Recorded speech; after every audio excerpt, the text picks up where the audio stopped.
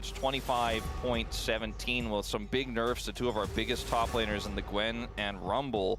So that may change where priority goes a little bit here, and maybe we'll still see those picks later on in the series. I still think the Rumble in particular is very, very strong. The Gwen took a pretty big hit to base armor, so it will impact her laning quite a lot, as well as her ultimate.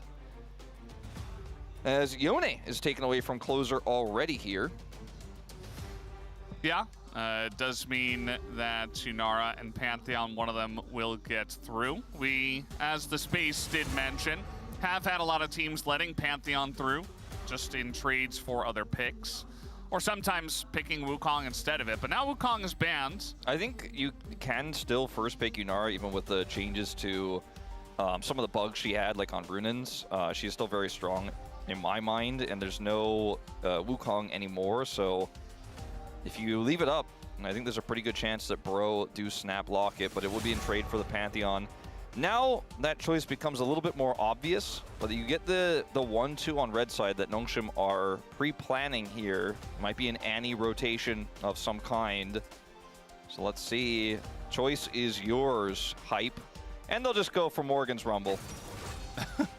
All right, so Rumble got nerfed, but he's still first pick in game 1. We have a lot of strong stuff. Pantheon, Orianna, Jarvan still available. Maybe that's what Krako's going to be going for, especially with the Orianna lock-in. Yeah, surprised to see the Pantheon instead of the Orianna, or sorry, instead of the Jarvan with the Orianna, just because it's a better ball carrier and has been very versatile, especially in our last few games we saw at the end of the week. We just saw like an insane performance from Cuz. We saw how powerful this is with Orianna. But will be a change up here as the Ornn is being considered for Kingen into the Rumble, kind of the counter pick for this Rumble. The Rumble that's such a power pick for both of these top laners. I think especially Kingen has had some really insane performances on the pick, so that's part of why I think Bro just take it away here already in game 1. I like the draft so far for Bro a little bit more though. It's got consistent engage and setup. Feels a lot more flexible from here than what Nongshim have, because they have some scaling in this Ornn, which is kind of a slight nullifier of the Rumble, but teamfight power just isn't there yet.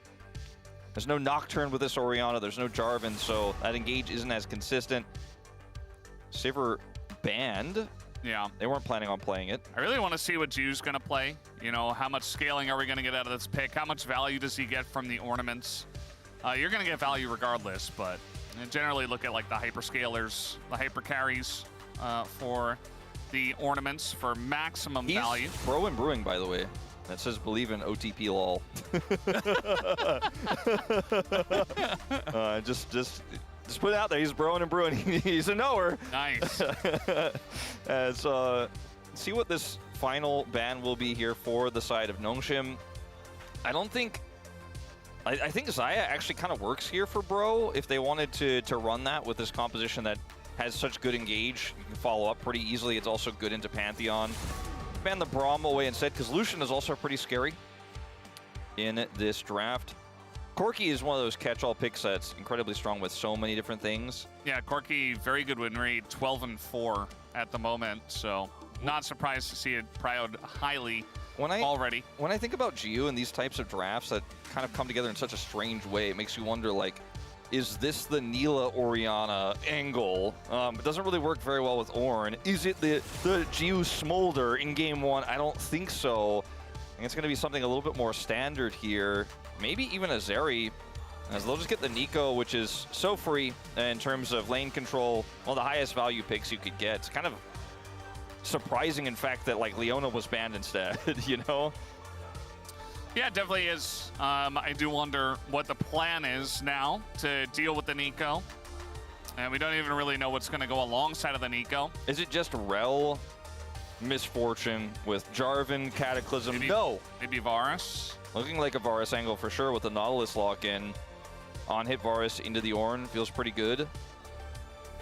You have a lot of setup already. It's just a great pick. It's fantastic damage, burst damage follow-up. Yeah, it's one of Hype's classic favorites. All CL 80 carries have played a ton of on-hit Varus. It was way more popular there than lethality for a long time. It'll be Kai'Sa instead. This is a kind of weird angle for Kai'Sa. I think it follows up on the engages pretty well, but also just feels like it's so early to see this in draft. In a draft like this, it feels like it's a pick away, just saying, gee, he's not going to get this for the rest of the series. And the Misfortune will be locked in here just with the Nico instead. I'm going to be honest and say I think Bro got the way better draft here. They got the Rumble with Jarvan set up. They have Annie. They also have Kai'Sa for follow-up, and the Nihilist makes sense, whereas the ornament value here feels incredibly low for Nongshim Red Force. They're playing an AD carry that doesn't traditionally scale as a scaling front-to-back AD carry. Like, it's Misfortune. She's a combo-oriented pick, so she can combo with the Ornn ultimate a little bit, with the Orianna a little bit, but it feels like the comp is a little bit trickier to play out here for Nongshim, despite it being like a Nico Misfortune draft. It just feels like at this level, gonna have a bit of a struggle with this one. So it's also putting all your eggs kind of in the Geo basket, which is never safe. Karis! Hey, Karis. How's it going? Blow it up. A former Bro himself. Actually doing very well for himself in the LPL. Yeah, absolutely. We also got Vital, Dindin, and Luan all coming down here to support and cheer on, I would assume, Nongshim, the side of Nongshim. 100%. Maybe they're undercover bros, you never know. I mean, they are bros, but I think they're probably bro antis today. Yeah, almost definitely. Well, very nice comp on the side of Bro from the blue side. Very curious about to use Misfortune. Can be great follow-up, but we'll have to see those team fights as we're getting ready. Let's hop on the riff for game number 1.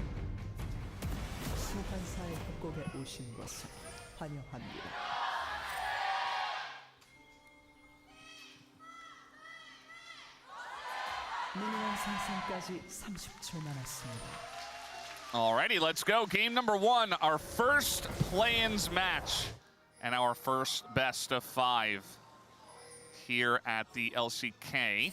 First, and I guess we had them at Road to MSI. Yeah, big fearless BO5 angle to be explored here, because Road to MSI obviously had a lot of teams in it as well, but not quite as many as we're going to have here with play-ins and playoffs. Like, Bro is getting involved in BO5, so we haven't seen that since, you know, LCK Cup or Kespa Cup, really, actually, for Bro, where they were champions. So True. they proved it back then. True. This lane is going to be pretty favorable for the Misfortune and Nico. Obviously, even without the Misfortune lock-in, you feel pretty good about Nico into any melee support, but with the MF on top of it, that pick works a lot for the lane. Prio is really important right now in League of Legends because it allows you to dictate the lane swap that comes in later, and we've said it so many times with Rise Group, and as Bro is our 3rd place team for Rise Group, drafts don't always matter. But I like what they put together here. I think it's got a lot more synergy and a lot more simple execution. It is very simple as long as I feel like Krako's having a good game. Sometimes the Jarvan can somewhat dictate it, but Krako's been playing really well recently. I feel like that's part of the reason why they were able to get over DRX and make it here in a play-ins in the first place. Pretty quick turnaround for them, you know, going from the Sunday match straight into Wednesday. You got to learn a new patch. You got to go ahead and be ready. You weren't even 100% that you were going to be playing here. Yeah. But we'll see what their preparation looks like. You go straight from the elation of making it here to realizing what that means. So you got to be here, you got to show up here, you got to play this really incredibly tough BO5. Calyx 0-6 on the Orianna. Again, just a product of his win rate in the Legend group. I think not actually a indicator of how good he is at this champion. He's performed really well on this pick, even in losses. As his bottom lane is going even worse than I kind of imagined. His hype lost half of his health bar at level 1 and had to pop his potion early, and is really just trying to auto when he can, get as many last hits as he can. He's getting a lot of value out of that Doran's Blade right now. And I say that as a joke, he's not really. Just to make it clear. No, thank you for that, Wolf. We weren't 100% sure. I do feel like as long as he doesn't get dove, even if he falls behind a little bit, like the Kai'Sa still has value later on in the game, just following up on the engages and stuff like that. But yeah, this lane is going to be a bit of a disaster for them, somewhat unavoidable. We'll see if they do the classic buy Cull and hope for the best. Return, use their top side prio. Yeah, like that may just be what they have to do. Paulo has unsealed, so he can try to hold the wave and TP the Rumble down. He's going to try to hold it. Okay, there's the TP, missed hook. And the second the TP came in, Nongshim were already just getting out of there, but this is pretty common, you know, if you try to go for a dive, you just have the top laner TP down because he wanted to swap anyway. Yeah, and this is why Unsealed Spellbook is so common as well. One of the many reasons, but the most common reason.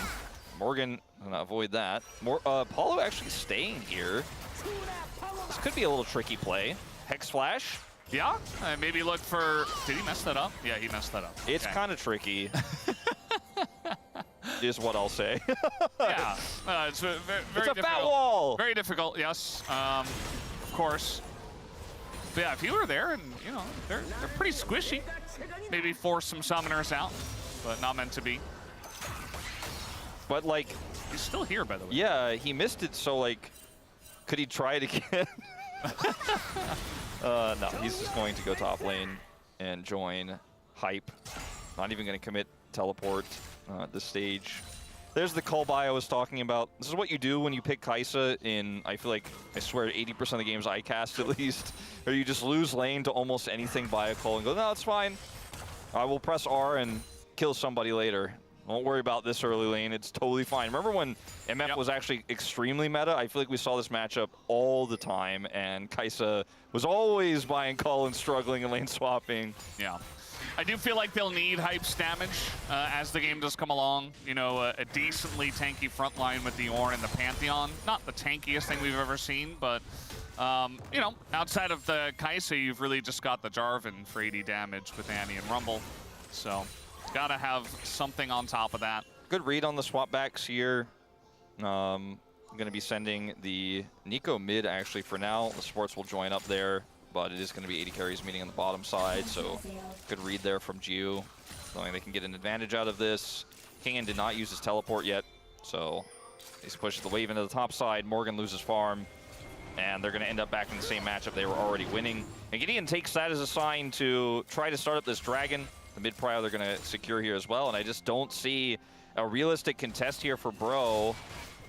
And Closer is going to have to catch this wave, so he can't go over here and use his level 6 spike, whereas Kingen, because he has TP, can be nearby here.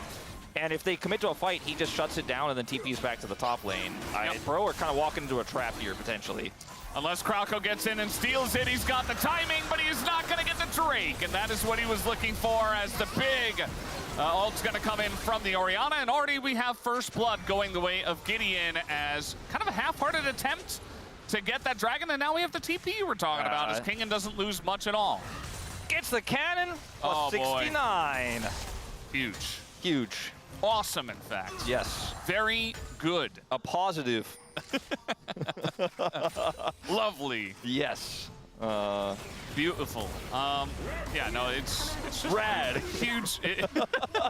Groovy. It's a very nice play here from Nongshim. It gets them a massive lead early. It was just really, everything was well read. Like, they knew the swap was going to come back down for Hype and Palu. They sent Gio there first. They got back control. Kingen walked down the mid lane. Because they have Nico, they can clear the wave in mid faster than Palu can. They already had Prios. Lehens is looking for even more here.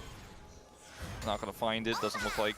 But, like, they had so many ways to make sure Bro couldn't do that. And Krako's steal attempt is totally fine, because if he just gets it and gets away, then they just hijack the dragon, and all of those things don't matter, and, like, maybe some farm is denied.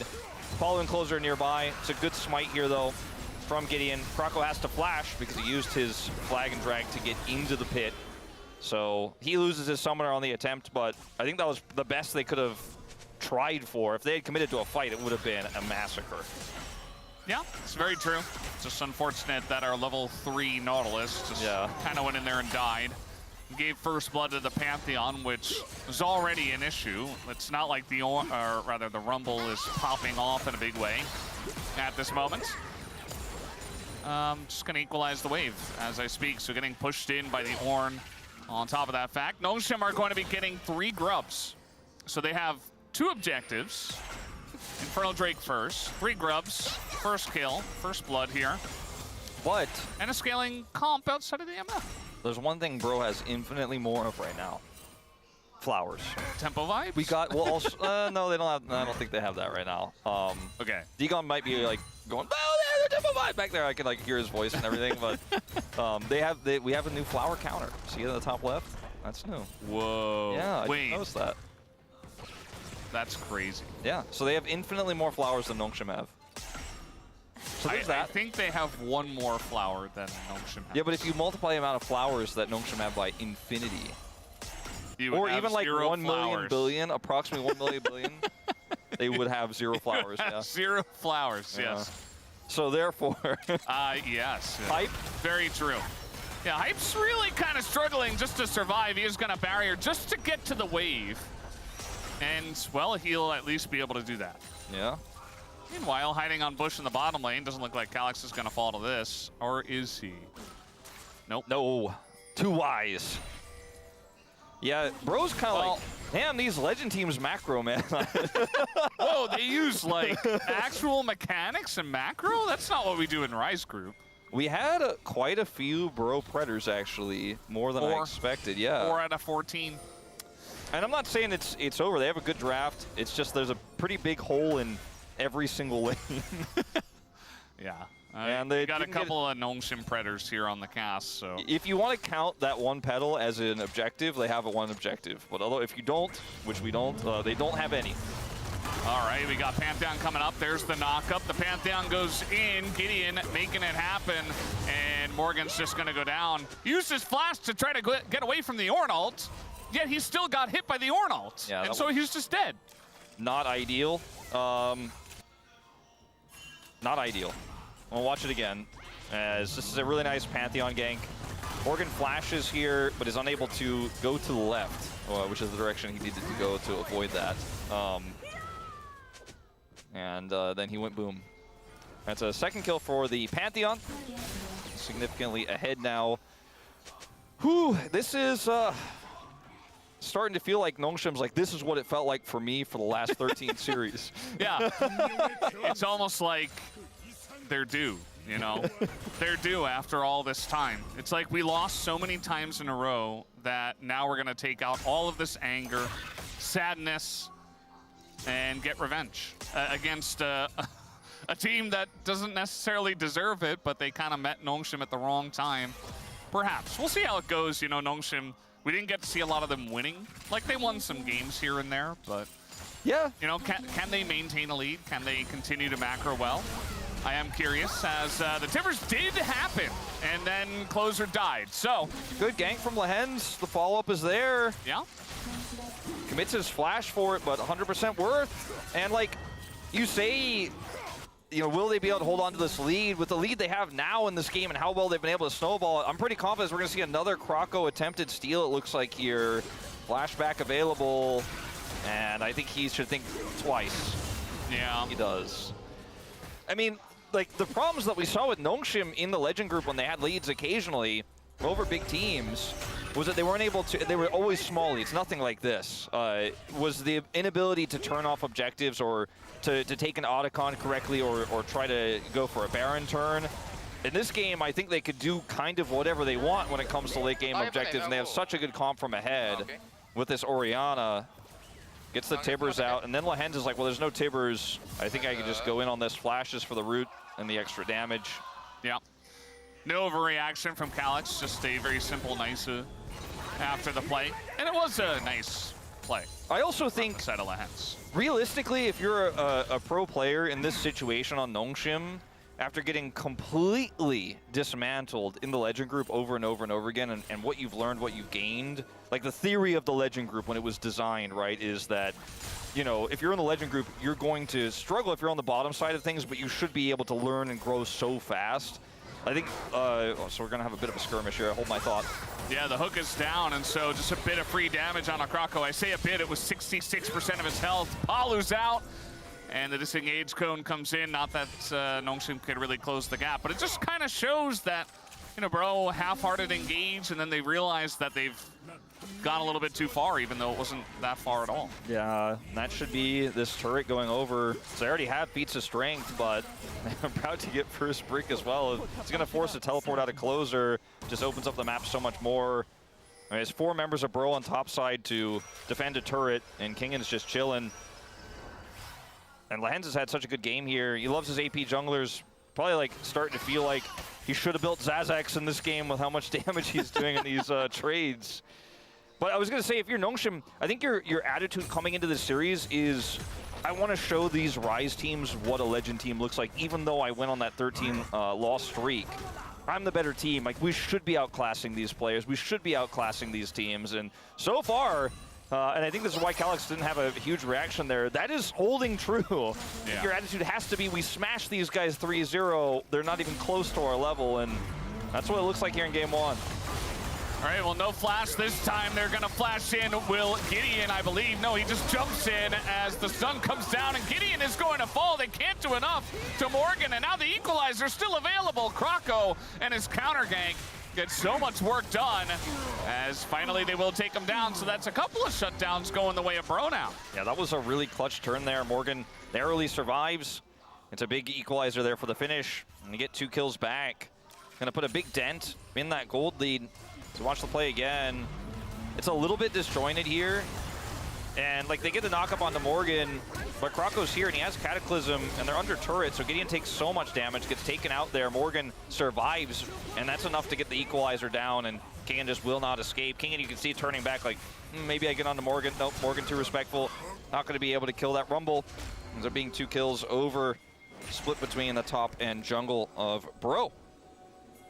So big injection of gold that they needed so desperately on this this Rumble especially. Yeah.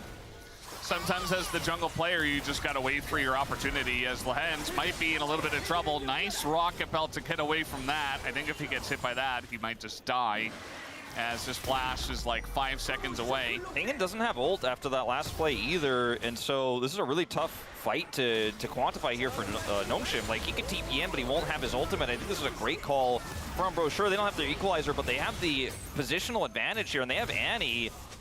King is just going to decide to take a turret here instead, so they get something in exchange, but just not going to be able to take that team fight. Bro with a snap call on this one, and went behind, trading, you know, a turret, especially one like this, it doesn't matter as much, to get a little bit more power in the mid lane, for example. Maybe be able to use it to set up for this next dragon. It's definitely advantageous. It's not going to be a massive trade up, but it's the best I think you could look for is Kingan's on the flank. I feel like they're losing too much. Like 2 turrets here, the mid turret goes down. They're losing their Raptors even. Like Krako gets it, he's out of position. I think Nongshim's response to that was very good. Yeah, no, like Bro want Nongshim to try to force that fight in a really disadvantageous position, and they get the fight win and the Herald. Nongshim get way more out of this. Don't make it, don't like misread me on this, fans, but I think this was kind of the only call Bro could make given the game state, and let's see what they get with this Herald, because it's the only W they've gotten really in this game outside of a failed dive bottom side with a good counter gank from Krako. This is right when the dragon is spawning. This would be soul point for Nongshim, so they're trying to use this to crash into mid and get some prio on this dragon, but Kingan's on a flank again. Will be spotted by Morgan. Crash does go through. If they could maybe collapse onto Kingan here, I mean, I'm trying to see ways for Bro to win this fight, because yeah, they have tons of prio right now, and they have all the engage in the world with this Annie, with this Jarvan. Everything's up, the equalizer's back online. They could still win a fight straight up, but this Kingan flank is a big issue. Yeah, they don't really get solid vision. Yeah. Yeah, they got in, they had prio on the river, and then they were like, huh, we don't have any wards. Now they're trying to go on a Kingan here, nice buffer, but that is an Ornn. Even the anti-timbers and the equalizer goes in, and now the massive follow-up from the Nico is there. The turn in the fight is gigantic for Nongshim. Hype is out of the fight as well, Closer is down, and Kingan lived through every single ult that they blew on him. Yeah, maybe better luck in game 2, buddy. I think that if when I mentioned before, like maybe collapse onto Kingan, I meant when he was on the flank, not when he was in Ornn. Not like this. With tons of MR and with all of his teammates right with him. As the equalizer here is used so early, it's on the multiple players, but it's super easy to just step forward and get away from it. And the follow-up from the Annie is decent, but just not enough power in this setup here, and you used so much of all of your cooldowns and tools and buttons on an Ornn, and then Nongshim are like, cool, thanks for the free turn. And I think their best bet was using their prio. If they had been able to, without vision, it's tough, but if they were able to identify where Kingin was earlier and get him and pinch him, I think they would have had a better chance there, but they just didn't have that information. They tried to catch him because he was the only available target to engage on. Just wasn't a good target to engage on in reality. He was the only one they had, though, I guess they decided. I feel like, yeah, it kind of jumped the gun, you know. It's difficult to go all in onto an Ornn, especially when your comp is so burst-oriented, but they saw the opportunity, and it did not pay off for them. And Nongshim, relatively smoothly here, as now they're trying to close the gap on a Kroko pretty deep in his own jungle. Kroko, the one guy that was kind of fed for his team, and fed, I say him pretty lightly at this point. Jiu just gonna flash away from the stun that comes in. He's like, well, I have this flash, I might as well use it. Yeah. Meanwhile, the entire map is falling apart. Calyx playing a fantastic game of Orianna, just taking the bottom inner. He's sitting on 8 Dark Seal stacks. He's like nowhere near finishing his Rod of Ages, but it just doesn't matter because he has a completed Horizon focus, and they are going to be able to get these side turrets and as well as the inner here in mid. And if the timing of killing Kroko was a little bit later, I think they just take Otacon for free. Instead, I think they will use Otacon to posture a team fight because they have Orianna, Ornn, Misfortune, and Nico. If Nongshim can't set up a turn on this one, I think those issues that we saw in the Legend group perhaps persisting, but they're on the bottom side of the map where Otacon is, and they're setting a trap right now. Palu is caught. Yeah, very nice buffer, but still gonna get Shockwave. Meanwhile, Lahen's in a bit of trouble, so he's gonna go down, and Kingin's jumping in against 3 people, gets the kill. Ornn, the assassin, is back here on the Rift.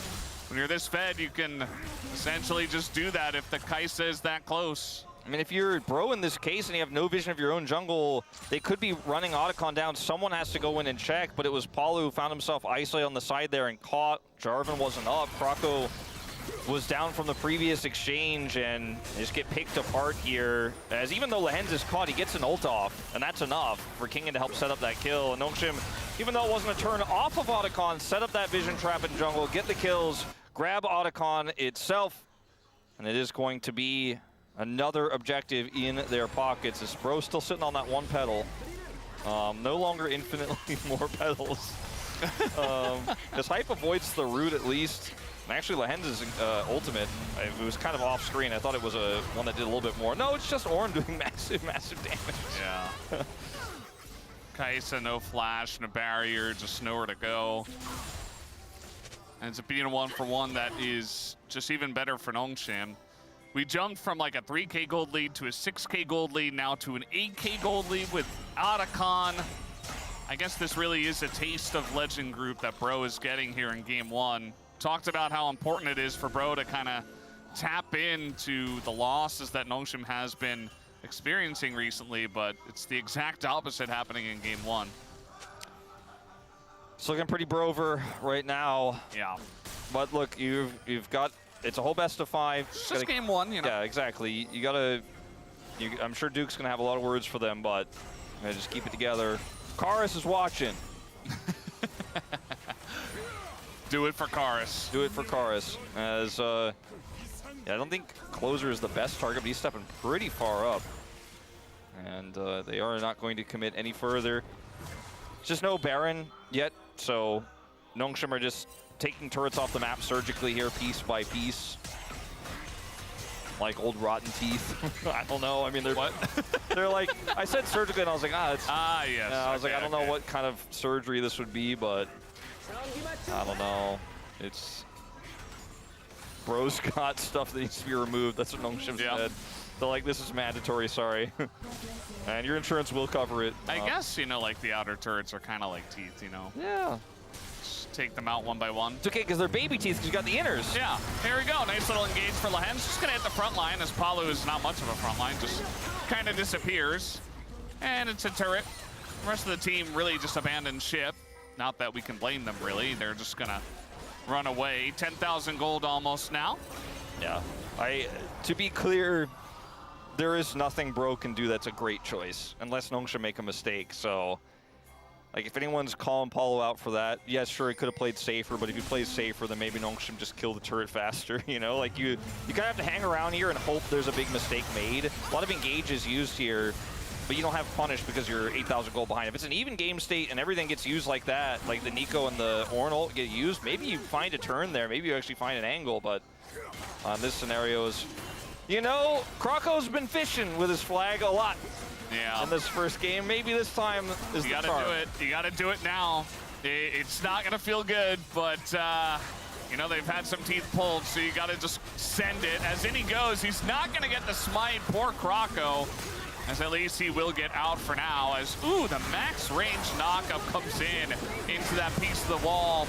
As they're trying desperately to take out Jiu, they might just be able to, but they're not quite able to. Triple kill comes in for Jiu, and this game is very much over. 24 minutes in already. Yep, no Baron required. Got 5 players and a Grand Starfall to celebrate. Oh boy. I mean, he's really celebrating. And for Nongshim, this is not a series win, but it's certainly a lot of momentum gained that they have not seen in a while. Or very, I'd say probably the most one-sided game win we've seen from them. I think we could say that factually since the split of groups. And Nongshim win this in extremely dominant fashion. Pro Predator's kind of in shambles right now as the gap between Legend and Rise seems pretty big in game 1.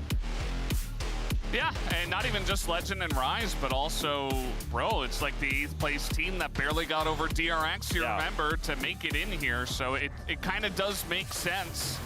Lands the best, picks Singe. He might just do it after this. I'm like, your chances go way up, I would say. Yeah. After that game. He's maybe that guy's saying it's not the Legend group, it's the Lehend group. As Hype did not play the game. He was not allowed to play the game. He laned into a Misfortune Nico, and then laned into a Misfortune in mid lane, and then was engaged on by everyone, and he couldn't play the game. And you can see the damage numbers are not that high for Nongshim because they didn't really need to do a whole lot of damage to win the fights. Both teams had a lot of ability to be proactive, but one team got a big early lead, and then they used that ability to be proactive very, very well. And unfortunately, Bro did not back down, which led to their demise here in game number 1. It is an absolute blowout, and Bro are going to have to figure out what went wrong in order to turn this series around. Otherwise, we might just have a little Legend group victory tonight. But still early, it's just game number 1, 24-minute game, and we'll see what happens after the break.